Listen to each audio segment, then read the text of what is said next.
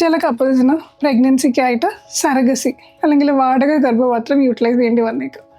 ഇനി അത് easy way out ആയതുകൊണ്ടോ അല്ലെങ്കിൽ നൊന്ത് പ്രസവിക്കാനുള്ള ബുദ്ധിമുട്ട് കൊണ്ടോ അങ്ങനെയൊന്നുമല്ല. പലപ്പോഴും വേറെ ഒരു മാർഗ്ഗവും ഇല്ലാതെ ഇയേഴ്സ് ഓഫ് ഇൻഫെർട്ടിലിറ്റി അല്ലെങ്കിൽ പ്രഗ്നൻസി ലോസസ് അല്ലെങ്കിൽ മൾട്ടിപ്പിൾ സർജറീസ് കഴിഞ്ഞിട്ട് നമുക്ക് നമ്മുടേതായ കുഞ്ഞിനെ യൂട്രസിൽ ക്യാരി ഓൺ ചെയ്യാൻ പറ്റാത്ത സിറ്റുവേഷൻസിലാണ് നമുക്ക് സറഗസി അല്ലെങ്കിൽ വാടക ഗർഭപാത്രം യൂട്ടിലൈസ് ചെയ്യേണ്ടി വരുന്നത്.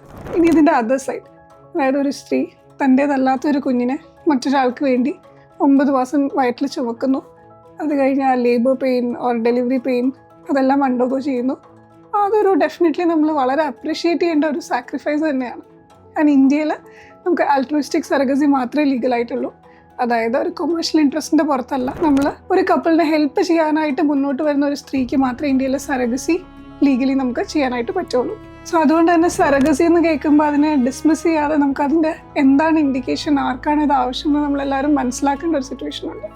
അതായത് നമുക്ക് എന്തെങ്കിലും മെഡിക്കൽ കണ്ടീഷൻസ് ഉണ്ട്, ദാറ്റ് നമ്മുടെ യൂട്രസിന് പ്രഗ്നൻസിനെ ക്യാരി ഓൺ ചെയ്യാൻ പറ്റുന്നില്ല, എന്നാൽ നമുക്ക് നമ്മുടേതായ എഗ്ഗും സ്പേമും ഒഴിച്ചിട്ട് കുഞ്ഞാവാനായിട്ടുള്ള പോസിബിൾ ആണെങ്കിൽ നമ്മൾ IVF വഴിയായിട്ട് എഗ്ഗിനെയും സ്പേമിനെയും കൂടി ഫ്യൂസ് ചെയ്തതിന് ശേഷം എംബ്രിയോ ആക്കിയിട്ട് നമ്മൾ വേറൊരു വില്ലിംഗ് ആയിട്ടുള്ളൊരു മദറിൻ്റെ, ഒരു സറഗേറ്റ് മദറിൻ്റെ യൂട്രസിലേക്ക് ഡെപ്പോസിറ്റ് ചെയ്യാണ് ചെയ്യുന്നത്.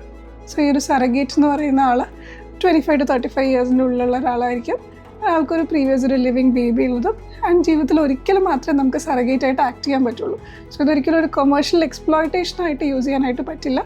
ആൻഡ് നമുക്ക് മൾട്ടിപ്പിൾ പെർമിഷൻസും ഇതിനായിട്ട് ആവശ്യമുണ്ട്. സ്റ്റാർട്ടിങ് ഫ്രം ഒരു ഡിസ്ട്രിക്ട് മെഡിക്കൽ ബോർഡ് ഈ പേരൻസിന്, ഇൻറ്റൻഡിങ് പേരൻസിന് ഒരു സറഗസിയുടെ ആവശ്യമുണ്ട് എന്നൊരു മെഡിക്കൽ ബോർഡ് സർട്ടിഫൈ ചെയ്തതിന് ശേഷം മാത്രമേ നമുക്ക് ഈ പ്രൊസീഡിങ്സിലേക്ക് പോകാനായിട്ട് പറ്റുള്ളൂ. ഇന്ത്യയിൽ എവിടെയുള്ള ഒരു മാരിഡ് കപ്പിളിന് വൈഫിൻ്റെ ഏജ് ഒരു 23 ഇയേഴ്സിനും 50 ഇയേഴ്സിനും ഇടയ്ക്കാണെങ്കിൽ, ഓൾസോ ഹസ്ബൻഡിൻ്റെ ഏജ് ഒരു 26 ഇയേഴ്സിനും 55 ഇയേഴ്സിനും ഇടയ്ക്കാണെങ്കിൽ റിക്വയർമെൻറ്റ്സ് ഉണ്ടെങ്കിൽ, അതായത് നമുക്ക് നോർമലി ഒരു പ്രഗ്നൻസി പോസിബിൾ അല്ല എന്ന് സർട്ടിഫൈ ചെയ്തതിന് ശേഷമാണ് നമ്മൾ സറഗസി എന്നുള്ളൊരു ഓപ്ഷൻ കൺസിഡർ തന്നെ ചെയ്യുന്നത്. ഫോർ എക്സാമ്പിൾ, പലരും നമ്മൾ യൂട്രസ് ഇല്ലാണ്ട് ജനിക്കുന്ന പെൺകുഞ്ഞുങ്ങളെ കുറിച്ച് കേട്ടിട്ടുണ്ടാവും. അല്ലെങ്കിൽ യൂട്രസിൽ മൾട്ടിപ്പിൾ സർജറീസ്, ഫൈബ്രോയിഡ് സർജറീസ് അല്ലെങ്കിൽ അഡ്നോമൈസിസ് അല്ലെങ്കിൽ എന്തെങ്കിലും കാരണവശാൽ ബ്ലീഡിങ് കാരണം നമുക്ക് യൂട്രസ് റിമൂവ് ചെയ്യേണ്ട ആൾക്കാർ, അല്ലെങ്കിൽ എന്തെങ്കിലും മെഡിക്കൽ ഇഷ്യൂസ് കാരണം നമുക്കൊരു പ്രഗ്നൻസി ഒരിക്കലും പോസിബിൾ അല്ലാത്ത ആളുകൾ, അങ്ങനെയുള്ളവരിലൊക്കെ ഡെഫിനറ്റ്ലി ഈ ഒരു അഡ്വാൻസ്മെൻറ്റ് എന്ന് പറയുന്നത് നമ്മുടെ ഒരു ബയോളജിക്കൽ ചൈൽഡിനെ, നമ്മുടെ ജെനറ്റിക്സിലുള്ള ഒരു ബേബീനെ വേൾഡിലേക്ക് കൊണ്ടുവരാൻ ആഗ്രഹമുള്ളവർക്ക് ഡെഫിനറ്റ്ലി ഒരു ഓപ്പർച്യൂണിറ്റി തന്നെയാണ് പ്രൊവൈഡ് ചെയ്യുന്നത്. So surrogacy in India is legal but only under strict rules.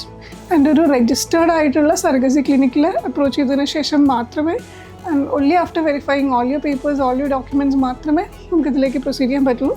So it's not an easy journey but definitely a valid option. ആവശ്യമുള്ള ആൾക്കാർക്ക് ഡെഫിനറ്റ്ലി ഒരു വാലിഡ് ആൻഡ് വെരി പോസിബിൾ ആയിട്ടുള്ള ഒരു ഓപ്ഷനാണ്. So gynaecology and fertility related ആയിട്ടുള്ള കോണ്ടന്റ്സിനായിട്ട് please do subscribe to our channel.